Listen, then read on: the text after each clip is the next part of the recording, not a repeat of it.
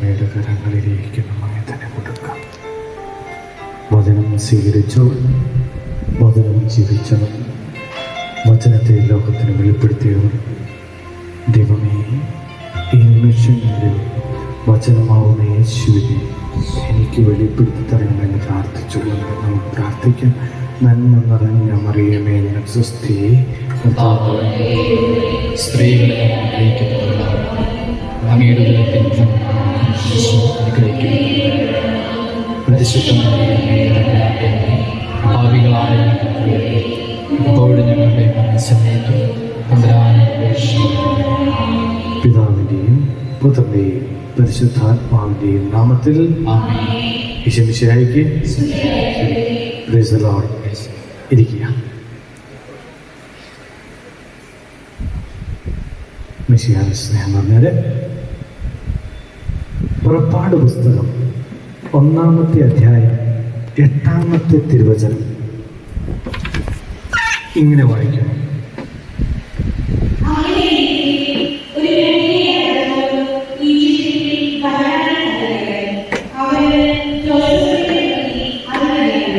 Okay, ഇങ്ങനെയാണ്. ജോസഫിനെ കുറിച്ച് അറിവില്ലാത്ത ഒരു രാജാവ് ഒരു പ്രദേശത്ത് വന്നു. ജോസഫ് ആരാണ്? ഞാൻ ചോദിക്കുന്നതിന് ഇടയ്ക്ക് ഉത്തരം തരാം, അല്ലെങ്കിൽ നിങ്ങൾ ഉറങ്ങിപ്പോയി. അതുകൊണ്ടാണ് എനിക്ക് അവിടെ മലയാളത്തിൽ വലിയ പ്രാവീണ്യമില്ല. അത് ഞാൻ മുമ്പേ പറയട്ടെ, ഞാൻ കുറച്ചാൽ പുറത്തായിരുന്നു, അതുകൊണ്ടാണ്. ഓക്കെ, ജോസഫ് ആരായിരുന്നു? പൂർവ്വപിതാവ്. അവൻ ഫറവോയുടെ കാര്യസ്ഥനായിരുന്നു. അവൻ വഴി അവിടെ ഉള്ള ഇസ്രായേൽക്കാർക്ക് എല്ലാവർക്കും വളരെ വിശാലായിരുന്നു. ഞാൻ MP-യുടെ ആളാണെന്ന് പറഞ്ഞാൽ എവിടെയും കയറിപ്പോകാം, ശരിയല്ലേ? ആണോ അല്ലേ? MLA-യുടെ ആളാണെന്ന് പറഞ്ഞാൽ എവിടെയും കയറിപ്പോകാം. ഇതുപോലെ ജോസഫിനെ ചുറ്റിപ്പറ്റി ഇസ്രായേൽ ജനം ജീവിച്ച് എല്ലാ തരത്തിലുള്ള സുഖസൗകര്യത്തോടും ജീവിച്ചിരിക്കുകയാണ്. ഒരു കാര്യം പെട്ടെന്ന് സംഭവിക്കുന്നു. ജോസഫിനെ അറിയാത്തൊരാൾ ഇപ്പോൾ അധികാരത്തിൽ വന്നു. ഇടയ്ക്ക് നമ്മൾ ഒരിക്കലും പ്രതീക്ഷിക്കാത്ത പോലെ BJP സർക്കാർ അധികാരത്തിൽ വന്നതുപോലെ. ഓക്കെ, ഇത് ജോസഫിനെ അറിയാത്തൊരാൾ വന്നു കഴിഞ്ഞപ്പോൾ സാഹചര്യം മാറാം. നമ്മളെ അറിയാത്ത ഒരാൾ ഒരു പുതിയ സ്ഥലത്തേക്ക് വന്നാൽ നമുക്കുണ്ടാകാൻ പോകുന്ന അസ്വസ്ഥത എന്നതായിരിക്കും. അമ്മച്ചിമാരുടെ വീട്ടിൽ പുതിയ മരുമോൾ വന്നാൽ എങ്ങനെയിരിക്കും അല്ലേ? പണ്ടത്തെ കാര്യമാണ്, ഇപ്പോഴത്തെ കാര്യമല്ല ഞാൻ പറയും. അപ്പോൾ സാഹചര്യം മാറാം, പുതിയ രീതികളാണ്. എന്നിട്ട് ഈ രാജാവ് എന്താ ചെയ്തതെന്നറിയാവോ? ഈ രാജാവ് എന്താ ചെയ്ത്, ഞാൻ ഇങ്ങനത്തെ ശൈലിയിലായിരിക്കും, നമുക്ക് അങ്ങോട്ടും ഇങ്ങോട്ടും പോകാം. അല്ലെങ്കിൽ എന്താ സംഭവിക്കുന്നത്? നിങ്ങൾ ഉറങ്ങാൻ സാധ്യതയുണ്ട്. ദൈവവചനമാണ് അല്ലേ? വചനവേദിയിൽ നിന്ന് വചനമാണ് നമ്മൾ വിളമ്പേണ്ടത് അല്ലേ? വചനമല്ലേ നിങ്ങളുമായിട്ട് പങ്കുവയ്ക്കേണ്ടേ? ആണോ അല്ലയോ? ഓക്കെ, അപ്പോൾ സാഹചര്യം മാറി പുതിയ രീതിയിൽ വന്നു. സാഹചര്യം മാറിക്കഴിഞ്ഞപ്പോൾ ഉണ്ടായിരുന്ന എല്ലാ തരത്തിലുള്ള ആനുകൂല്യങ്ങളും നഷ്ടപ്പെട്ടു. പെൻഷൻ കിട്ടിക്കൊണ്ടിരുന്നു മുടങ്ങി. 2 കിലോ ഇറച്ചി കിട്ടിയിരുന്നത് 500 ഗ്രാമായി ഒരു കുടുംബത്തിന്. ഇങ്ങനെയുള്ളൊരു സാഹചര്യം വന്നപ്പോൾ ആണ് പുറപ്പാടിൻ്റെ നമ്മളിന്ന് ചർച്ചയ്ക്ക് നമ്മുടെ വചന വിശകലനത്തിന് വിഷയമാക്കുന്നത് പുറപ്പാട് പുസ്തകം 1 മുതൽ 12 വരെയുള്ള അധ്യായങ്ങൾ. പുറപ്പാട് പുസ്തകം 1 മുതൽ 12 വരെ. ഇതിനകത്ത് ഇങ്ങനെ സാഹചര്യം മാറിക്കഴിഞ്ഞപ്പോൾ ഈ ദൈവത്തിന് ഒരു കാഴ്ചപ്പാടുണ്ട് ഇസ്രായേൽ ജനതയെ കുറിച്ച്. ആണോ അല്ലയോ? ഇസ്രായേൽ ജനത എങ്ങനെയായിരിക്കണമെന്ന് ദൈവത്തിന് കാഴ്ചപ്പാടുണ്ടായിരുന്നോ ഇല്ലയോ? ഉണ്ടോ ഇല്ലയോ? ഉണ്ട്. അതാണ് നമ്മളെക്കുറിച്ചുള്ള കാഴ്ചപ്പാട്. നമ്മളെക്കുറിച്ച് ദൈവത്തിൻ്റെ ഒരു കാഴ്ചപ്പാടുണ്ട്. ആണോ അല്ലയോ? നമ്മളെക്കുറിച്ച് ദൈവത്തിൻ്റെ ഒരു കാഴ്ചപ്പാടുണ്ടോ ഇല്ലയോ? ഉണ്ട്. അതുകൊണ്ടാണ് പറഞ്ഞത് നിന്റെ പേര് എൻ്റെ ഉള്ളം കയ്യിൽ രേഖപ്പെടുത്തിയിരിക്കും. അപ്പോൾ ഇതേപോലെ കാഴ്ചപ്പാടുള്ളത് കൊണ്ട് എന്ത് ചെയ്തു? മോശെ ഈ പുതിയ രീതിയിലേക്ക് ചരിത്രത്തിലേക്ക് ഇങ്ങനെ ഇൻട്രൊഡ്യൂസ് ചെയ്യണം. മോശ വരാണ് 2-ാമത്തെ അധ്യായത്തിൽ. മോശ എങ്ങനെ വരുന്നത്? മോശ എന്താ ചെയ്യുന്നേ? വെള്ളത്തില് ഒഴുക്കി വിടുന്നു. ഫറവോന്റെ മകള് കാണുന്നു, രാജകൊട്ടാരത്തിൽ വളർത്തുന്നു. അവിടെ വരെ ക്ലിയർ ആണോ? അവിടെ വരെ ശരിയാണോ? ഇനി 3-ാമത്തെ അധ്യായം വന്നു കഴിഞ്ഞപ്പോൾ ഈ മോശയുടെ ജീവിതത്തിൽ, രാജകുമാരനായിരുന്നവരുടെ ജീവിതത്തിൽ ചെറിയ ചെറിയ അലോരസമായ കാര്യങ്ങൾ വരികയാണ്. എന്താണ് അലോരസമായ കാര്യങ്ങൾ? ഇസ്രായേൽക്കാരനെ ഒരുത്തൻ തല്ലി, അവൻ എന്ത് ചെയ്തു? കിട്ടിയ ഷവലെടുത്ത് ഒരു തൊഴി കൊടുത്തു. അതോടുകൂടി അവൻ അവിടെ വടിയായി, അല്ലേ? നിങ്ങളുടെ ഭാഷയിൽ പറഞ്ഞാൽ അതോടുകൂടി എന്ത് ചെയ്തു? അവൻ അവിടെ കുഴിച്ചു മൂടിയിട്ട് അവൻ ഒളിച്ചു. ദൈവം മനുഷ്യരെ, ഇസ്രായേൽ മക്കളെ, ഇസ്രായേൽ ആരാണ്? നമ്മളൊക്കെയാണ് ഇസ്രായേൽ. തെരഞ്ഞെടുക്കപ്പെട്ടവരാണ് നമ്മൾ. മനസ്സിലായോ? ഇവരെ എല്ലാം കാണുകയാണ്. കണ്ടിട്ട് മോശയ്ക്ക് വേണ്ടി വഴിയൊരുക്കുക. എന്നിട്ട് 3-ാമത്തെ അധ്യായത്തില് 4-ാമത്തെ വചനത്തില് മോശ അവിടെ ഇങ്ങനെ ആട് മേയിച്ചുകൊണ്ടിരുന്നപ്പോൾ അവനെ ഇങ്ങോട്ട് വിളിക്കുക. വിളിച്ചപ്പോൾ എന്താ സംഭവിച്ചു? 3-ാമത്തെ 4-ാമത്തെ വചനത്തില് അവനെ എവിടെ വിളിക്കുന്നേ? എവിടെ വെച്ച് വിളിക്കുന്നേ?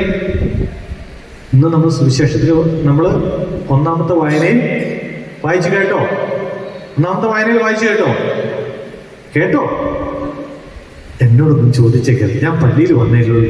എന്തിനാ വെറുതെ ആവശ്യമില്ലാത്ത കാര്യങ്ങളൊക്കെ ചോദിക്കണേ? നമ്മൾ 1-ാമത്തെ വാചനയൊക്കെ വായിച്ചു കേട്ടു. മോശയെ വിളിച്ചിട്ട് പറഞ്ഞു, മോശെ എന്ന് വിളിച്ചു. അവൻ കത്തുന്ന മുൾപ്പടപ്പിലേക്ക് എഴുതുന്നു. അപ്പോൾ അവൻ എന്ത് ചെയ്തു? അവനോട് പറഞ്ഞു, നീ നിൽക്കുന്ന സ്ഥലം പരിശുദ്ധമാണ്, നീ അടുത്തു വരരുത്. എന്താണ് ചെയ്തത്? അപ്പോ എന്നിട്ട് മോശയോട് പറയാണ്, ഇവിടെയാണ് ടെസ്റ്റ്. നീ ഇസ്രായേലിൽ പോയി, ഇസ്രായേൽ മക്കളുടെ അടുത്തേക്ക് പോയി, ഈജിപ്തിൽ പോയി എൻ്റെ മക്കളെ ആരാധിക്കാൻ കൊണ്ടുവരണം, വിടണം, ആരാധിക്കാൻ കൊണ്ടുവരണം. അതിനുവേണ്ടി അവരെ വിടണമെന്ന് ഫറവോനോട് പറയണം. ഇതാണ് മോശയ്ക്ക് കൊടുക്കുന്ന ദൗത്യം. എന്ത് ചെയ്യണമെന്നാണ് പറഞ്ഞത്? ഈജിപ്തിൽ പോയി ഫറവോനോട് പറയണം. എന്തിനു വേണ്ടി? എന്ത് പറയണം? എന്റെ ജനത്തെ ആരാധിക്കാൻ കൊണ്ടുവരണം. അപ്പൊ മോശ എന്താ പറഞ്ഞേ? എനിക്ക് പറ്റില്ല. നിങ്ങൾക്ക് ആരും കാറ്റീസം പഠിച്ചിട്ടില്ല, ഒന്നും പഠിച്ചിട്ടില്ല, അതുകൊണ്ട് ഞങ്ങൾക്കൊന്നും അറിയത്തില്ല. അച്ഛൻ വേണമെങ്കിൽ പറഞ്ഞോ, ഞങ്ങൾ ഇങ്ങനെ കേട്ടുകൊണ്ടിരുന്നുള്ളൂ. അങ്ങനെയാണോ? മോശ പറഞ്ഞു, എനിക്ക് വിൽക്കണ്ട്. ഇതാണ് പ്രശ്നം. ദൈവം ചരിത്രത്തില് ആരെയൊക്കെ ഇഷ്ടപ്പെട്ട് വിളിച്ചു കഴിഞ്ഞാൽ അവരുടെ ഏറ്റവും ആദ്യത്തെ പരിപാടി എന്നാണെന്നറിയുമോ? നോ, എനിക്ക് പറ്റില്ല എന്ന് പറയുന്നതാണ്. ദൈവം ആരെയൊക്കെ വിളിച്ചിട്ടുണ്ടോ, അബ്രാഹാം ഒഴിച്ച് എല്ലാവരും പറയാം, എനിക്ക് പറ്റില്ല. ജെറമ്യായെ വിളിച്ചു, ഞാൻ ബാലനാ, എനിക്ക് പറ്റില്ല, അല്ലേ? ഇതാണ് പ്രത്യേകത. ദൈവത്തിന് വേണ്ടി ദൈവം ഒരാളെ തെരഞ്ഞെടുത്താൽ ആ ആള് എപ്പോഴും ദൈവത്തിന് മനസ്സാണോ അല്ലേ എന്ന് തിരിച്ചറിയാനായിട്ടുള്ള ആദ്യത്തെ വഴി എന്ന് പറയുന്നത് എന്താണ്? അവൻ ആദ്യം ദൈവത്തിനോട് നോ പറയും. Praise the Lord. ദൈവത്തിനോട് നോ പറയും. എന്തുകൊണ്ടാ? അത് ദൈവത്തിന്റെ വഴിയാണെന്ന് അറിയാം. നമ്മുടെ മക്കളോട് നമ്മൾ പള്ളിയിൽ പോകണമെന്ന് നമ്മൾ പറഞ്ഞു കഴിഞ്ഞാൽ എത്ര പേര് ആദ്യം പറയും, യെസ് ഞാൻ പോകുന്നു? പറയോ? സിനിമയ്ക്ക് പോകണം പറഞ്ഞാൽ പോവും. നിനക്ക് പള്ളി പോകണോ സിനിമയ്ക്ക് പോകണമെന്ന് ചോദിച്ചാൽ ആദ്യം എന്താ പറയാ? നമ്മുടെ മക്കള് എന്താ പറയാ? അത് പറ. സിനിമയ്ക്ക് പോകണമെന്ന് പറയോ ഇല്ലയോ? സിനിമയ്ക്ക് പോകണമെന്ന് പറയും. കാരണം എന്താ? അത് ദൈവത്തിന്റെ വഴിയല്ല. ദൈവത്തിന് വേണ്ടി ഒരാള് ദൈവം തെരഞ്ഞെടുത്താൽ അതിലേക അടയാളം എന്താണ്? ആദ്യം അവൻ ദൈവത്തോട് നോ പറഞ്ഞിരിക്കും. അതുകൊണ്ട് എന്തുകൊണ്ടാണ്? ദൈവത്തിന്റെ വഴി അത്ര എളുപ്പമുള്ളതല്ല. അത് പിന്നീട് മനസ്സിലാവും. എന്നിട്ട് ഈ ദൈവം ഇങ്ങനെ ചർച്ച ചെയ്ത് ഇങ്ങനെ ദൈവം എന്തോ വിളിച്ചു കഴിഞ്ഞപ്പോൾ മോശ നോ പറഞ്ഞു കഴിഞ്ഞപ്പോൾ എന്താ സംഭവിച്ചെന്നറിയാമോ? മോശ നോ പറഞ്ഞപ്പോൾ മോശയോട് പറഞ്ഞു, നീ അങ്ങനെ പറയരുത്, നീ അങ്ങനെ പറയരുത്. എൻ്റെ മക്കളുടെ നിലവിളി ഞാൻ കേട്ടു. എന്നെ വിശ്വസിക്കുന്നവർ കുറെ പേരുണ്ടെന്നേ അവിടെ. അവരെ നീ കാണണം, അവർക്ക് വേണ്ടി നീ സംസാരിക്കണം. ഇത് എപ്പോഴാ കേട്ടെന്നറിയാവോ? അവൻ മുൾപ്പടർപ്പിനോട് ചേർന്ന് നിന്ന് മുൾപ്പടർപ്പിൽ നിന്നും പറയുന്ന ദൈവം ആരാണെന്നും ദൈവത്തിൻ്റെ സ്വരം എന്തെന്ന് കേട്ട് കഴിഞ്ഞപ്പോഴാണ് സംഭവിച്ചത്. ഇതൊക്കെ നമ്മുടെ ജീവിതത്തിൽ പ്രാവർത്തികമാക്കേണ്ടതാണ്.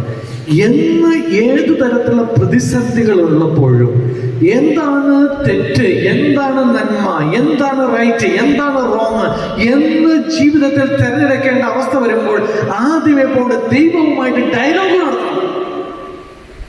ദൈവവുമായിട്ട് ഒരു ഡയലോഗ്. നമ്മുടെ വീട്ടിൽ അങ്ങനെ ഡയലോഗ് ഉണ്ടോ? അപ്പനും അമ്മയും ഡയലോഗ് ഉണ്ടോ? പറയും എന്നിട്ട് ദൈവവുമായിട്ട് ഡയലോഗ് ഉണ്ടോ നമ്മുടെ വീട്ടിൽ? നമ്മൾ കുറെ പ്രാർത്ഥിക്കും, കൊന്ത ചെല്ലും, എല്ലാം ബൈബിള് വായിക്കും. ഇത് കഴിഞ്ഞിട്ട് ദൈവത്തോട് നമുക്ക് പറയാനുള്ളതൊക്കെ പറയും. എന്നാൽ ദൈവം പറയുന്നത് കേൾക്കാനായിട്ട് നമ്മൾ പോകാറുണ്ടോ? ദൈവം പറയുന്നത് കേൾക്കാൻ നമ്മൾ പോകാറുണ്ടോ?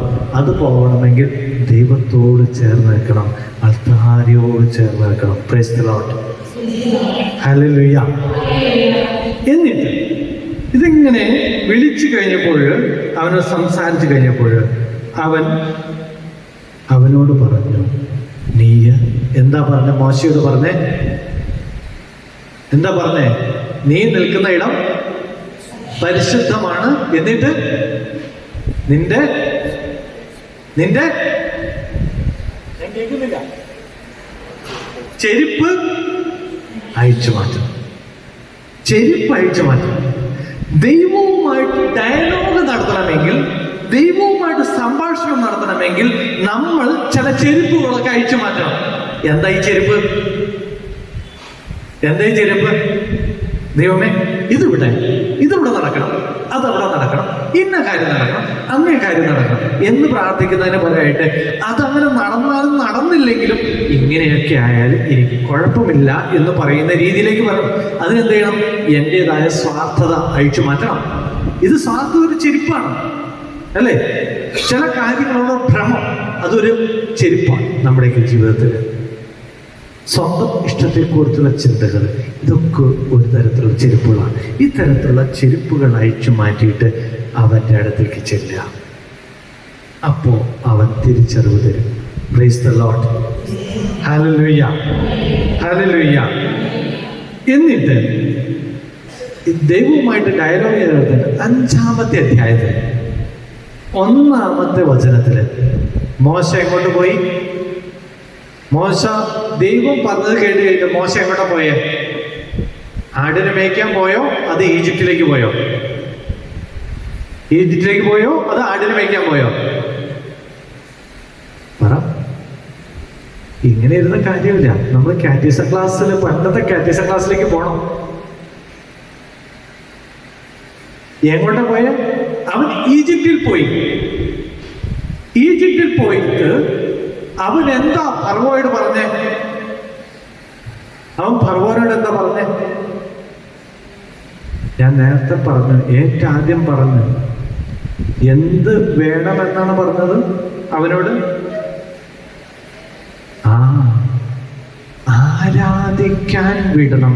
എൻ്റെ ജനത്തെ ഇവിടെ നിന്നും പോയി ആരാധിക്കാൻ വിടണമെന്ന് അവൻ പോയി പറഞ്ഞു.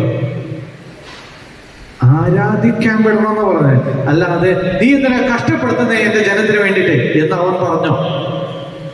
മോശ പറഞ്ഞോ ഫറവോനോട് എന്റെ ജനത്തെ നീ എന്തിനാ കഷ്ടപ്പെടുത്തുന്നെന്ന് മോശ ഫറവോനോട് പറഞ്ഞോ? ഇല്ല.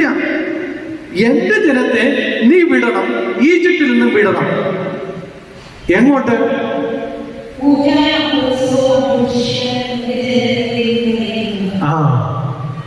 പൂജ ആഘോഷിക്കാൻ, തിരുവുത്സവം ആഘോഷിക്കാൻ വേണ്ടി ഞാൻ തിരുവുത്സവം ആഘോഷിക്കാൻ വേണ്ടി എന്റെ ജനത്തെ വിട്ടയക്കണം. അവൻ പറഞ്ഞ ആ ഒരു കാര്യം മാത്രമേ ഉള്ളൂ, നീ അവനെ നിങ്ങളവരെ ഭക്ഷണം കൊടുക്കുന്നില്ല എന്നോ, അവന് അത് കൊടുക്കുന്നില്ല എന്നോ, വസ്ത്രമില്ല എന്നോ, അവർക്ക് ജോലിയില്ല എന്നോ, ഇറച്ചിയില്ല എന്നോ ഒന്നല്ല പറഞ്ഞത്. മറിച്ച് എന്താ പറഞ്ഞത്? അവരെ ആഘോഷിക്കാൻ, എന്നെ ആരാധിക്കാനും തിരുനാൾ ആഘോഷിക്കാനും വേണ്ടിയിട്ട് എൻ്റെ ജനത്തെ വിടണം. അതായത് ഈജിപ്റ്റ് ഇത് എവിടെ പോയി പറഞ്ഞ്? ഈജിപ്തിൽ പോയി പറഞ്ഞു അല്ലേ? എന്നിട്ട് എങ്ങോട്ടാ വരുന്നേ? അവര് എങ്ങോട്ടാ വരുന്നേ? ഇസ്രായേൽക്കാര് എങ്ങോട്ടാ പോയി ഈജിപ്തിൽ നിന്ന്? മരുഭൂമിയിലുള്ള യാത്രയായിരുന്നു. എങ്ങോട്ടാ പോയത് അവര്? കാനാൻ ദേശത്തേക്ക്. ഇതാണ് ട്വിസ്റ്റ്. ഈജിപ്തിൽ നിന്ന് അവരെങ്ങോട്ട് പോയി?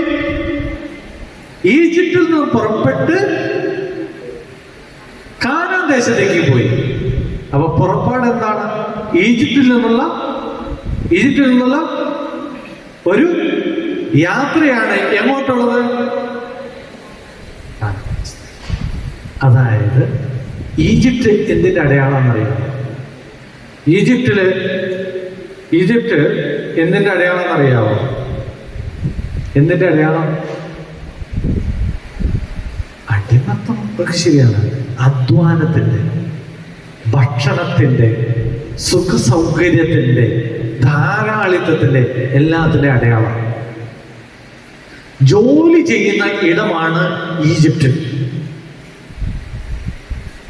ഇങ്ങനെ ഇവിടെ നിന്ന് പുറപ്പെട്ട് പോകണമെന്ന് പറഞ്ഞ് മോശ 12-ാം അധ്യായം എത്തുമ്പോഴേക്കും, 12-ാം അധ്യായം 31-ാമത്തെ തിരുവചനം വരുമ്പോഴേക്കും മോശ ഏകദേശം 8 പ്രാവശ്യം ഫറവോനെ കണ്ടു. 8 പ്രാവശ്യം. എത്ര പ്രാവശ്യം? 8 പ്രാവശ്യം ഫറവോനെ കണ്ടു. ഈ 8 പ്രാവശ്യം കണ്ടു കഴിഞ്ഞപ്പോഴും എന്താ പറഞ്ഞേ? അവർക്ക് ജോലിയില്ല എന്നോ, അവർക്ക് ശമ്പളമില്ല എന്നോ, ഭക്ഷണമില്ല എന്നോ, അവർക്ക് സുഖസൗകര്യങ്ങളില്ല എന്നോ, വീടില്ല എന്നൊന്നും പറഞ്ഞില്ല. അവൻ പറഞ്ഞത് എന്റെ ജനത്തെ വിടുക, അവരെ ആരാധിക്കാൻ വിടുക, ഈജിപ്തിന് പുറത്ത് ആരാധിക്കാൻ വിടുക. അവൻ പറഞ്ഞത് അത് മാത്രമേ ഉള്ളൂ. മനസ്സിലായോ? അവൻ പറഞ്ഞത് എന്റെ ജനത്തെ ഈജിപ്തിന് പുറത്ത് ആരാധിക്കാൻ വിടുക. അങ്ങനെയെങ്കിൽ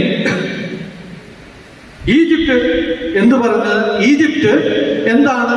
ഈജിപ്തിലെ ഇസ്രായേൽക്കാരെന്താ ചെയ്തുകൊണ്ടിരുന്നത്? റിസലോ ഉറക്കം വരുന്നുണ്ടോ? പകലിന്റെ അധ്വാനം, ഞായറാഴ്ച ഇറച്ചി വെച്ചതിന്റെ എല്ലാത്തിന്റെയും അധ്വാനം കഴിഞ്ഞിട്ടാണ് വന്നിരിക്കുന്നത്. അതുകൊണ്ടാണ് വൈകുന്നേരത്തെ കുർബാനയും ഇത് വന്നിരിക്കുന്നത്. അത് ഞാൻ സമ്മതിക്കുന്നു. ഓക്കെ. ഈ ഈജിപ്തില് ഇസ്രായേൽക്കാരെന്താ ചെയ്തുകൊണ്ടിരുന്നത്? അവര് എവിടെയെങ്കിലും ആരാധിച്ചായിട്ട് പറയുന്നുണ്ടോ? ഇസ്രായേൽക്കാർ ഈജിപ്തിൽ വെച്ച് ആരാധിച്ച് പറയുന്നുണ്ടോ? ഉണ്ടോ? ഇല്ല. അവരെന്താ ചെയ്തുകൊണ്ടിരുന്നത്? അവര് അധ്വാനിച്ചു കൊണ്ടിരുന്നു. എന്നിട്ട് അവിടെ നിന്ന് അവര് എങ്ങോട്ട് പോയി? കാനാൻ ദേശത്തേക്ക് പോയി. ഈജിപ്റ്റ് എന്ന് പറയുന്നത് യഥാർത്ഥത്തിൽ അത് ഒരു അധ്വാനത്തിൻ്റെ, ജോലിയുടെ സ്ഥലമാണ്. അധ്വാനിക്കുന്ന ഇടങ്ങളിൽ അവിടെ ആരാധന നടക്കുന്നില്ല. നമ്മളൊക്കെ ആലോചിച്ച് നോക്കി, ഈ ജോലി ചെയ്യുമ്പോൾ നമ്മൾ ആരാധിക്കുന്നുണ്ടോ? തമ്പുരാനെ ആരാധിക്കുന്നുണ്ടോ?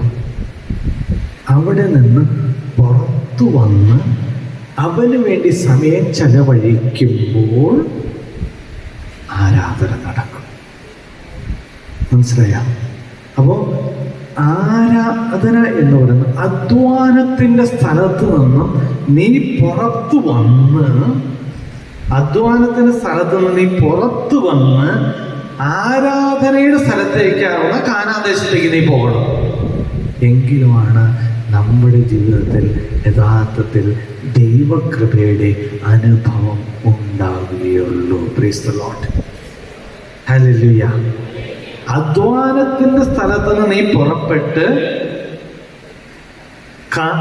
ദൈവ ആരാധനയുടെ കാനാദേശത്ത് വന്നു കഴിഞ്ഞാൽ മാത്രമാണ് ദൈവ അനുഗ്രഹത്തിന്റെ അനുഭവം ഉണ്ടാവുകയുള്ളൂ. ഈ ഈജിപ്റ്റ് എന്ന് പറയുന്നത് സത്യത്തിൽ നമ്മൾ പലപ്പോഴും ആരാധനയുടെ സ്ഥലമല്ല, അധ്വാനത്തെ സ്ഥലമാണ്. അധ്വാനിക്കാൻ നമ്മൾ എന്തിനാണ് നോക്കുന്നത്? അധ്വാനിക്കുന്നത് എന്തിനു വേണ്ടിയിട്ടാണ്? അധ്വാനിക്കുന്നത് എന്തിനു വേണ്ടിയിട്ടാണ്? ചേട്ടന്മാർ ഒന്ന് പറഞ്ഞേ, അധ്വാനിക്കുന്നത് എന്തിനു വേണ്ടിയിട്ടാണ്? കുറച്ച് പൈസ ഉണ്ടാക്കണം, വീട് വയ്ക്കണം, കാര്യങ്ങൾ ചെയ്യണം, ആണോ അല്ലേ? അങ്ങനെ വരുമ്പോൾ ആരാധിക്കാൻ സമയമുണ്ടോ? പള്ളി പോകാൻ സമയമുണ്ടോ? കട നടത്തുന്ന പലചരക്കുകട നടത്തുന്ന, പണ്ട് നമ്മുടെ നാട്ടിലൊക്കെ പലചരക്കുകട നടത്തുമ്പോൾ എന്താ ചെയ്യണേ? രാവിലെ പോകും, വൈകുന്നേരം 9 മണി 9:30 ആകുമ്പോൾ വരും, ഭക്ഷണം കഴിക്കും, നമ്മൾ കിടന്നുറങ്ങും. കുരിശുവരങ്ങ് പ്രാർത്ഥന. അധ്വാനിക്കുന്നിടത്ത് ആരാധനയ്ക്കുള്ള സമയം പലപ്പോഴുമില്ല. അതായത് ഇതിനെക്കുറിച്ച് പറയുന്നത് ഈജിപ്റ്റ് ഇവിടെ നിന്നാണ് ഈ അധ്വാനത്തിന്റെ സ്ഥലത്ത് നിന്നും ആരാധനയുടെ സ്ഥലത്തേക്ക് വരാനായിട്ട് പലപ്പോഴും നമ്മുടെ ജീവിതത്തിൽ പ്രശ്നങ്ങളുണ്ട്. എന്താ പ്രശ്നം എന്നറിയാം? എന്താ പ്രശ്നം? എന്താണ് അധ്വാനത്തിൻ്റെ സ്ഥലത്ത് നിന്ന് ആരാധനയ്ക്ക് വരാനായിട്ട് വരുന്ന പ്രശ്നം എന്താണെന്നറിയാം? എന്താ പ്രശ്നം? ഓക്കെ, അത് ഞാൻ പറഞ്ഞുതരാം. ഈ ഫറവോയുടെ അടുത്തേക്ക് ഞാൻ പറഞ്ഞു ഏകദേശം എത്ര പ്രാവശ്യം മോശമായി പറഞ്ഞു? 8 പ്രാവശ്യം. ഇത് ആരുടെ പറഞ്ഞേ? ഫറവോയുടെ. ഫറവോ പല പ്രാവശ്യം കേട്ടു അല്ലേ? ആരാധിക്കണം ആരാധിക്കണം ആരാധിക്കണം എന്ന് 8 പ്രാവശ്യം കേട്ടിട്ടും ഫറവോയുടെ മനസ്സലിഞ്ഞോ? ഇതാണ് പ്രശ്നം. ഇത് നമ്മുടെ വലിയ പ്രശ്നം. ഫറവോ കേട്ടിട്ടും, ആരാധനയെ കുറിച്ച് കേട്ടിട്ടും, എന്തെങ്കിലും പ്രാർത്ഥനയെ കുറിച്ച് കേട്ടിട്ടും എത്ര പ്രാവശ്യം ഫറവോ പ്രാർത്ഥിക്കാനായിട്ട് വിട്ടോ? ഇല്ല. ഇതുപോലെ നമ്മുടെ പ്രശ്നം ഇതാ, നമ്മൾ കേൾക്കുന്നുണ്ട്, പക്ഷേ ആരാധിക്കുന്നില്ല. ഇതുപോലെ ഓരോ പ്രാവശ്യവും ദൈവത്തെക്കുറിച്ച് കേൾക്കുന്നുണ്ട്, പക്ഷേ മനസ്സിലേക്ക് ഉൾക്കൊള്ളുന്നില്ല, ദൈവത്തെ സ്വീകരിക്കുക. ഇതാണ് പ്രശ്നം. ഈ ഒരു പ്രശ്നമാണ് 12-ാമത്തെ അധ്യായത്തിൽ വരുമ്പോൾ എന്താ സംഭവിക്കുന്നത് അറിയാമോ? പെസഹ കടന്നുപോക്ക് ആരംഭിക്കുകയാണ്. കടന്നുപോക്കിൽ എന്താ സംഭവിച്ചത്? നമ്മൾ പെസഹ ആചരിച്ചോ? നമ്മൾ പെസഹ ആചരിച്ചൊന്നും പറയരുത്. വീട്ടിൽ പാല് കാച്ചി, അതെനിക്കറിയാം. ശരിയാണോ? അത് ശരിയല്ലേ? പെസഹ ആചരിച്ചോന്ന് എനിക്കറിയില്ല, പക്ഷെ വീട്ടിൽ പാല് കാച്ചി അപ്പം ചുട്ടു, അതെനിക്കറിയാം. ഈ ഒരു സാഹചര്യത്തിൽ ആരാധിക്കാൻ, ദൈവത്തെ കുറിച്ച് പറയുമ്പോൾ പലരുടെയും മനസ്സും ചെവികളും അടഞ്ഞിരിക്കുക. അങ്ങനെയുള്ള സാഹചര്യത്തിൽ ദൈവത്തെക്കുറിച്ച് പറയുന്നത് പലതും അടഞ്ഞിരിക്കുകയും ദൈവത്തിന് വേണ്ടി ജീവിക്കാൻ സാധിക്കാതെയും വരുമ്പോൾ, ദൈവത്തിന് വേണ്ടി ഹൃദയം തുറക്കാതെ വരുമ്പോൾ, ദൈവം ഹൃദയം തുറക്കുവാൻ വേണ്ടിയിട്ട് ചില മാർഗങ്ങൾ ഉപയോഗിക്കും. അതാണ് പെസഹ തിരുനാൾ സംഭവിച്ചത്. എന്താണ് പെസഹ തിരുനാൾ സംഭവിച്ചത്? ആദ്യജാതന്മാരെ എല്ലാവരും വധിക്കുന്നു. ഇസ്രായേൽ ജനം ആരാധനയ്ക്ക് വേണ്ടിയിട്ട് പുറത്തേക്ക് കടക്കുന്നു. Price the Lord. ഇസ്രായേൽ ഈജിപ്തിൽ നിന്നും കാനാൻ ദേശത്തേക്കുള്ള പ്രയാണം ആരംഭിക്കുന്നത് ദൈവത്തിന് വേണ്ടി ജീവിക്കേണ്ടവർ ജീവിക്കാതെ വന്ന് അതിനുള്ള സാഹചര്യമില്ലാതെ വന്നപ്പോൾ ദൈവം ഇടപെട്ട് ആദ്യജാതരെ സംഹരിച്ച് എന്നിട്ട് അവർക്ക് വേണ്ടി വഴികൾ തുറന്നു കൊടുത്തു. അങ്ങനെയാണ് പെസഹ ഉണ്ടായത്. അങ്ങനെയെങ്കിൽ പ്രിയമുള്ളവരെ, ദൈവത്തിന് വേണ്ടി ജീവിക്കാനായിട്ട് പരിശ്രമിക്കുമ്പോൾ ജീവിതത്തിൽ പല പ്രതിസന്ധികളും വരും. പല പ്രതിസന്ധികളും വരും. ദൈവത്തിന് വേണ്ടി നിങ്ങൾ ഇവിടെ ഇരുന്ന് പ്രാർത്ഥിക്കാനായിട്ട് വരുമ്പോൾ, ദൈവത്തിന്റെ വേണ്ടിയിട്ട് നമ്മളിങ്ങനെ പ്രാർത്ഥിച്ച് ഒരുങ്ങാനായിട്ട് ശ്രമിക്കുമ്പോൾ ജീവിതത്തിൽ പല വാതിലുകളും അടയും, പല പ്രതിസന്ധികളും വരും. അവസാനം ദൈവം ഒരു പെസഹയായിട്ട് കടന്നു വരും. ആ പെസഹയായിട്ട് കടന്നു വരുമ്പോൾ അത് ദൈവത്തിന്റെ ഇടപെടലായിട്ട് മാറും. അവിടെ നമുക്ക് വേണ്ട വാതിലുകൾ ദൈവം തുറക്കും. ഇസ്രായേൽ ജനം ഈജിപ്തിൽ നിന്നും അന്ന് പലായനം ചെയ്തതുപോലെ അന്ന് മുതൽ ദൈവം നമുക്ക് വേണ്ടി ഇടപെടുമ്പോൾ പുതിയ വാതിലുകൾ തുറക്കും, പുതിയ പ്രതീക്ഷകൾ നൽകും. അതാണ് പെസഹ. അത് നമ്മുടെ ജീവിതത്തിൽ നടക്കും. അത് നടക്കുമെന്ന് വിശ്വസിക്കുക. അങ്ങനെയെങ്കിൽ ഞാൻ ഒരു കാര്യം നിങ്ങളുടെ മുമ്പിൽ വയ്ക്കുകയാണ്. ഈജിപ്റ്റ് എല്ലാവരുടെയും ജീവിതത്തിലുണ്ട്. എല്ലാവരുടെയും ജീവിതത്തിൽ ഒരു ഈജിപ്തുണ്ട്. എല്ലാവരുടെയും ജീവിതത്തിൽ ഒരു കാനാൻ ദേശമുണ്ട്. എല്ലാവരുടെയും ജീവിതത്തിൽ ഒരു പുറപ്പാടും ഉണ്ട്. Praise the Lord. എല്ലാവരുടെയും ജീവിതത്തിൽ ഒരു ഈജിപ്തുണ്ട്. എല്ലാവരുടെയും ജീവിതത്തിൽ ഒരു കാനാൻ ദേശമുണ്ട്. എല്ലാവരുടെയും ജീവിതത്തിൽ ഒരു പുറപ്പാടുണ്ട്. എന്താണ് ഈജിപ്റ്റ്? ഞാൻ നേരത്തെ പറഞ്ഞു അധ്വാനത്തിന്റെ സ്ഥലമാണ്, അല്ലെ? അധ്വാനിച്ചു കഴിഞ്ഞാൽ എന്ത് കിട്ടും? അധ്വാനിച്ചാൽ സമ്പാദ്യം ഉണ്ടാവും, അല്ലേ? അങ്ങനെയെങ്കിൽ ഈജിപ്തിൽ ധാരാളിത്തത്തിന്റെ സ്ഥലമാണ്. പക്ഷേ എന്താണ് ചെയ്യേണ്ടതെന്നറിയില്ല. ഈജിപ്തുകാരെ എന്താ ചെയ്തുകൊണ്ടിരുന്നതെന്ന് വെളിപ്പെടുത്തുന്നുണ്ടോ? അവർ അധ്വാനിക്കുന്നു, പൈസ ഉണ്ടാവുന്നു, എന്തെങ്കിലും ലക്ഷ്യമുണ്ടോ അവർക്ക്? ഉണ്ടോ? ഇല്ല. അവരുടെ ജീവിതത്തിൽ ആഘോഷമുണ്ട്, ഇറച്ചിപ്പാത്രം. അതുകൊണ്ടാണ് മരുഭൂമിയിലേക്ക് പറഞ്ഞത് എന്താണ്? ഞങ്ങൾ ഈജിപ്തിലായിരുന്നപ്പോൾ ഞങ്ങൾക്ക് ആവശ്യത്തിന് ഇറച്ചിപ്പാത്രങ്ങൾ കിട്ടുമായിരുന്നു. അതായത് അവിടെ ആഘോഷമുണ്ട്, പക്ഷേ ജീവിതത്തിന് ഒരിക്കലും അർത്ഥമുണ്ടാകില്ല. ഈജിപ്തിലൂടെയാണ് ജീവിക്കുന്നതെങ്കിൽ, ഈജിപ്തിലാണ് ജീവിക്കുന്നതെങ്കിൽ ഈജിപ്ത് അധ്വാനത്തിന്റെ സ്ഥലമാണ്. ഇതിനു വേണ്ടി മാത്രമാണ് ജീവിക്കുന്നതെങ്കിൽ ജീവിതത്തിൽ ഒരിക്കലും എപ്പോഴും ആഘോഷമുണ്ടാകും, അർത്ഥമുണ്ടാകില്ല. ഇങ്ങനെ അധ്വാനിച്ചു കഴിയുമ്പോൾ നമ്മളൊക്കെ ഇപ്പൊ എല്ലാവർക്കും ഒരു ട്രെൻഡ് ഉണ്ട്. എന്താണെന്നറിയാമോ? എന്താ ട്രെൻഡ്? മാസത്തിലൊരിക്കൽ എല്ലാവരും കൂടി പുറത്തു പോവുക, ഭക്ഷണം കഴിക്കുക, അല്ലെങ്കിൽ ടൂറ് പോവുക. ആണോ? അങ്ങനെ ഉണ്ടോ നമ്മുടെ വീട്ടിലെ പിള്ളേര്? ഭയങ്കര ബോറിങ്. അതുകൊണ്ട് പിള്ളേരെന്ത് പറയും? ഞാൻ ഒന്ന് പുറത്തു പോകാം പറയൂ. മക്കള് പറയാറുണ്ടോ? ഉണ്ടോ? ഉണ്ട്. അതായത് അധ്വാനിക്കുന്നു. ഈ IT മേഖലയിൽ അവിടെയൊക്കെ അധ്വാനം ചെയ്യുമ്പോൾ രാപകലെല്ലാവരും അധ്വാനിച്ച് പൈസ ഉണ്ടാക്കി കഴിയുമ്പോൾ അവർക്ക് വേണ്ടിയിട്ട് തന്നെ ഫണ്ട് ഉണ്ടാക്കാൻ വേണ്ടിയിട്ട് പല പാർട്ടികൾ അവർ അറേഞ്ച് ചെയ്യും. അധ്വാനിക്കുന്ന ഇടമാണ് ഈജിപ്റ്റ്. അവിടെ പൈസയുണ്ട്, ധാരാളിത്തമുണ്ട്, ആഘോഷങ്ങളുണ്ട്, തമാശകളുണ്ട്. പക്ഷേ അവരുടെ ലൈഫിൽ എന്തെങ്കിലും ജീവനുണ്ടോ? റിയാലിറ്റിയിൽ എന്തെങ്കിലും സ്വസ്ഥതയുണ്ടോ അവരുടെ ജീവിതത്തിൽ? അവരുടെ ജീവിതത്തിൽ ടെൻഷനില്ലാത്തൊരു ദിവസമുണ്ടോ? അധ്വാനിക്കുന്നവന് എന്നും എന്താണുള്ളത്? ടെൻഷനല്ലേ? ആണല്ലേ? നിങ്ങൾ എത്ര പേര് അധ്വാനിച്ച് പൈസ ഉണ്ടാക്കിയിട്ട് ഇത് മതി എനിക്ക് എന്ന് നിങ്ങൾ ആർക്കെങ്കിലും എന്തെങ്കിലും തോന്നിയിട്ടുണ്ടോ? പൈസ കിട്ടിക്കഴിഞ്ഞാൽ ഇത് മതി എനിക്ക് എന്ന് നിങ്ങൾ ആരെങ്കിലും എന്തെങ്കിലും തോന്നിയിട്ടുണ്ടോ? ഇല്ല.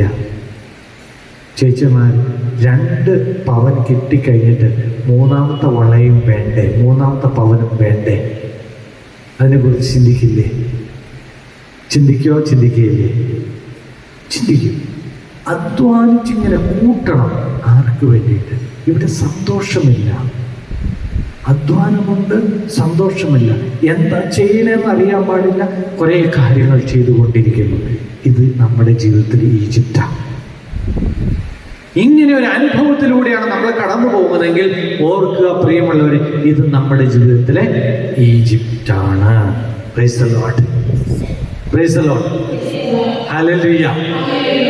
ഈ ഈജിപ്തിൽ നിന്ന് നമ്മളൊന്ന് പുറത്തു വരണം. നമ്മളൊന്ന് പുറത്തു വരണം. പുറത്തു വന്ന് എവിടെ? എന്തിന്? കാനാൻ ദേശത്തേക്ക്. കാനാൻ ദേശത്ത് പോയി എന്ത് ചെയ്യണം? കാനാൻ ദേശത്ത് പോയി എന്ത് ചെയ്യണം? ദൈവത്തെ ആരാധിക്കണം. ദൈവത്തെ ആരാധിക്കാനായിട്ട് നമ്മൾ തുടങ്ങുമ്പോൾ നമ്മുടെയൊക്കെ ജീവിതത്തിൽ ലക്ഷ്യമില്ല, വെറുതെ അധ്വാനമല്ല, മറിച്ച് ജീവിതത്തിന് ഒരു ലക്ഷ്യമുണ്ടാകും. ജീവിതത്തിനൊരു ലക്ഷ്യമുണ്ട്. തമാശകൾ മാത്രമല്ല, കുറെ കൂടി നല്ല അനുഭവങ്ങളുണ്ടാകും, കുടുംബ ബന്ധങ്ങളുണ്ടാകും. ഇതെപ്പോ സാധിക്കുമെന്നറിയാവോ? ഇത് എങ്ങനെ സാധിക്കും? ഈജിപ്തിൽ നിന്ന് പുറപ്പെട്ട് മരുഭൂമിയിലൂടെ കടന്നുപോയി. ഇത് അത്ര എളുപ്പമല്ല. ഈജിപ്തിൽ നിന്ന് നമ്മുടെയൊക്കെ ജീവിതത്തിൽ കാനാൻ ദേശത്തേക്ക് പോകുന്ന അത്ര എളുപ്പമല്ല. കാരണം സ്ട്രഗിൾ ഉണ്ടാവും. കൂടെ ഉള്ളവരെ ആരും കൂട്ടുന്ന നിൽക്കില്ല. അത് മനസ്സിലാക്കുക. എന്നിട്ട് ഇത് കടന്നു വന്ന് കഴിയണമോ? ഇത് നടക്കണമെങ്കിൽ എന്ത് ചെയ്യണം?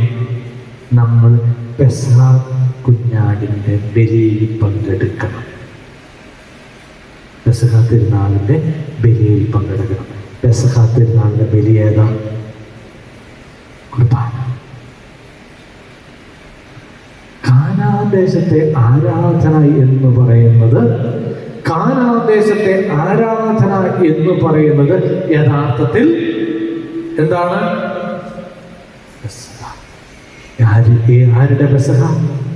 യേശുവിൻ്റെ പെസഹ. അതാണ് ബലി. ഈ ബലിയാണ് ദൈവം നമ്മളിൽ നിന്നും ആഗ്രഹിക്കുന്നത്. ഒരു ഈജിപ്തിൽ നിന്നും കടന്നു വന്ന് കാനാൻ ദേശത്ത് വന്ന് പെസഹ ആചരിക്കണം. അത് ആചരിക്കുമ്പോൾ മാത്രമാണ് നമ്മുടെ ജീവിതത്തിൽ അർത്ഥമുണ്ടാകുന്നത്.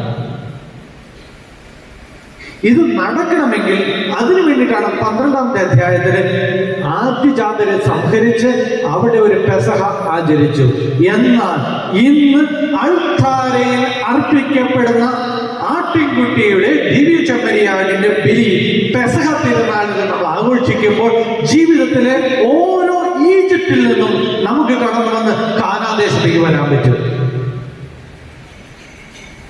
ഈ കാനാൻ ദേശത്തിന് അനുഭവമില്ലെങ്കിൽ ഒരിക്കലും ജീവിതത്തിൽ സന്തോഷമോ സമാധാനമോ നമുക്ക് അനുഭവിക്കാൻ സാധിക്കുകയില്ല.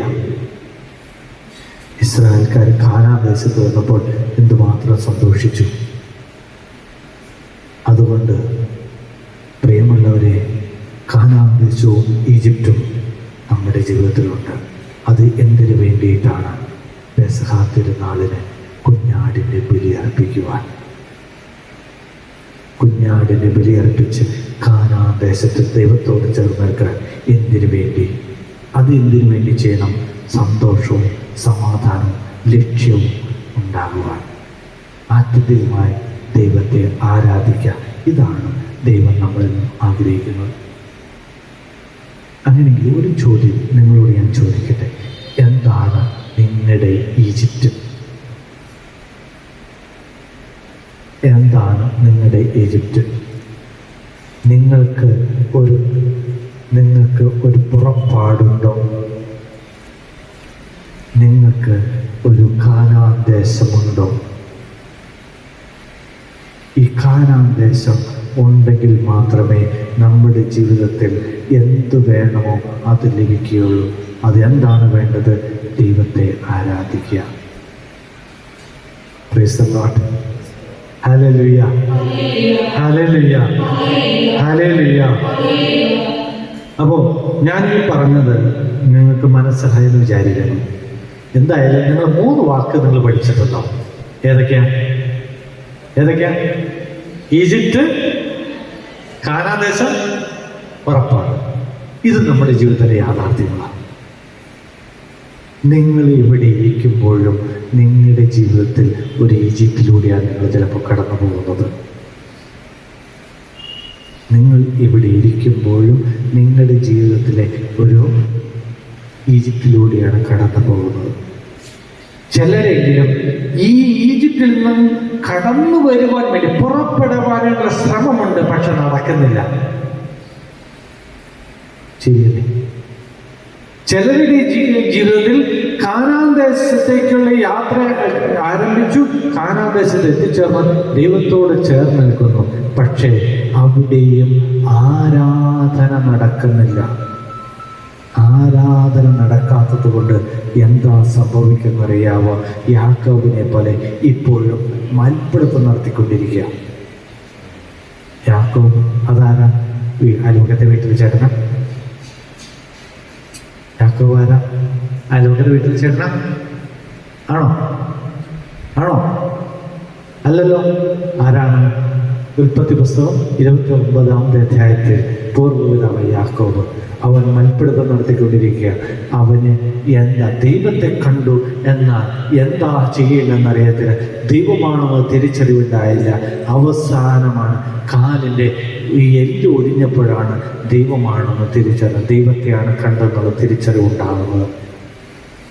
ഇതാണ് കാനാൻ ദേശത്തെത്തിയവർ ചിലരുടെയൊക്കെ ജീവിതത്തിൻ്റെ അവസ്ഥ. നമുക്ക് ചിന്തിക്കാം, എൻ്റെ ജീവിതത്തിൽ ഞാൻ ഏതവസ്ഥയിലാണ്? ഈജിപ്തിലാണോ? പുറപ്പാടാണോ? കാനാൻ ദേശമാണോ? പക്ഷേ എവിടെയായാലും ഒന്ന് വേണം, പെസഹ കുഞ്ഞാടിനെ ബലിയർപ്പിക്കണം. പെസഹ കുഞ്ഞാടിനെ ബലിയർപ്പിക്കുമ്പോൾ അവൻ നമുക്ക് വേണ്ടത് തരും. നമുക്കൊന്ന് എഴുന്നേറ്റെടുക്കാം.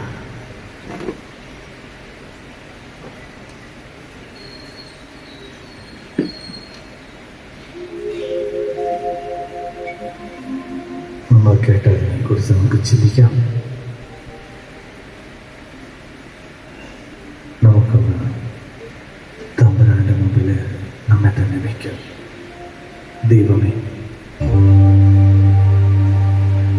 മോശയെ നീ വിളിച്ചത് ഇസ്രായേൽ ജനത്തെ ഈജിപ്തിൽ നിന്നും ദൈവത്തിൻ്റെ ആരാധിക്കാൻ കൊണ്ടുവന്നതാണല്ലോ. ഞാനും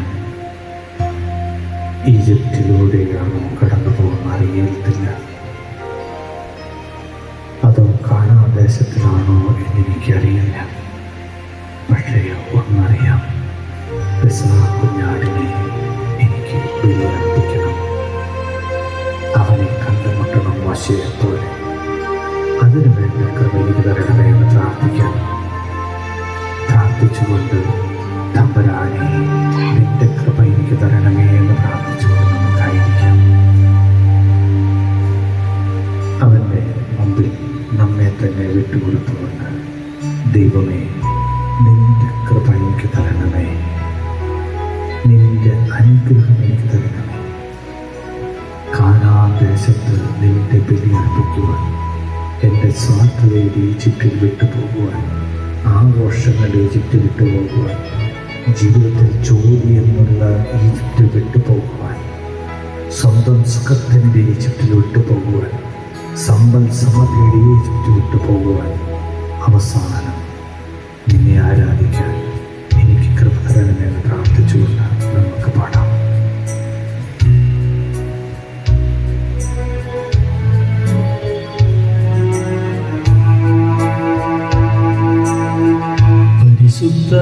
പരിശുദ്ധനാഥനേ, കരുണയിൽ സാഗരമേ, കൃപയിൽ ഉറവിടമേ, നിൻ കൃപ മതി എനിക്ക്. പരിശുദ്ധനാഥനേ, കരുണയിൽ സാഗരമേ, കൃപയിൽ ഉറവിടമേ, നിൻ കൃപ മതി എനിക്ക്. നാഥാ നീ മതി എനിക്ക്, നിൻ കൃപ മതി എനിക്ക്. നാഥാ നീ മതി എനിക്ക്, നിൻ കൃപ മതി എനിക്ക്.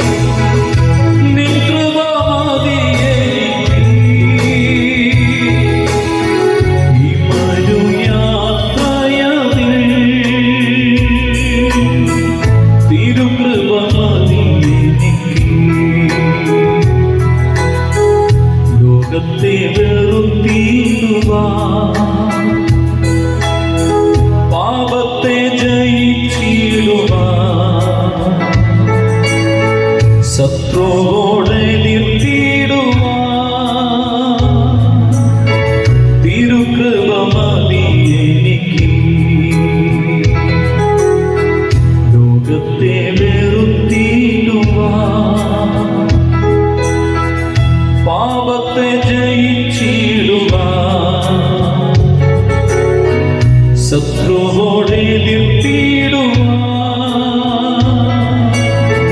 തിരുകൃപ മതി എനിക്ക്. ചേർന്ന് പാടി നാഥാ നീ മതി എനിക്ക്. ഈശോയെ നോക്കി പാടിയേ.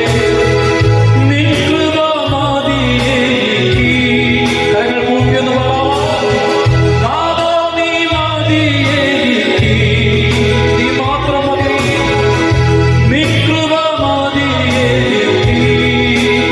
ചേർന്ന് പാടിയേ. നാഥാ നീ മതി എനിക്ക്. നിൻ കൃപ മതി എനിക്ക്. ഒന്ന് ചേർന്ന്. നാഥാ നീ മതി എനിക്ക്. നിൻ കൃപ മതി എനിക്ക്. ഈ മരുയാത്രയതിൽ തിരുകൃപ മതി എനിക്ക്. കണ്ണുകളടച്ച് കരങ്ങൾ നെഞ്ചോട് ചേർത്ത് വെച്ച് ഈശോയെ കെട്ടിപ്പിടിച്ചെന്ന് പ്രാർത്ഥിച്ചു. എനിക്ക് നീ മതി, നീ മാത്രം മതി. ഈശോ പറഞ്ഞില്ലേ, എന്നെ കൂടാതെ നിങ്ങൾക്കൊന്നും ചെയ്യാൻ സാധിക്കില്ല, എന്നെ കൂടാതെ നിങ്ങൾക്കൊന്നും നേടാൻ സാധിക്കില്ല. ഈശോയെ കെട്ടിപ്പിടിച്ചെന്ന് പറഞ്ഞു, എനിക്ക് നീ മാത്രം മതി, നിന്റെ കൃപ മാത്രം മതി. നിൻ മതി എനിക്ക്. നിൻ കൃപ മതി എനിക്ക്. നാഥാ, നാഥാ നീ മതി എനിക്ക്. കണ്ണുകളടച്ച് നിൻ കൃപ മതി എനിക്ക്. ആവർത്തിച്ചെന്ന് പാടി. നാഥാ നീ മതി എനിക്ക്. നിൻ കൃപ മതി എനിക്ക്. ഒരിക്കൽ കൂടി എല്ലാവരും പാടിയേ. നാഥാ നീ മതി എനിക്ക്. നിൻ കൃപ മതി എനിക്ക്. നിൻ കൃപ മതി എനിക്ക്. ഈ മരുയാത്രയതിൽ തിരുകൃപ മതി എനിക്ക്. തിരുകൃപ മതി എനിക്ക്. തിരുകൃപ മതി എനിക്ക്.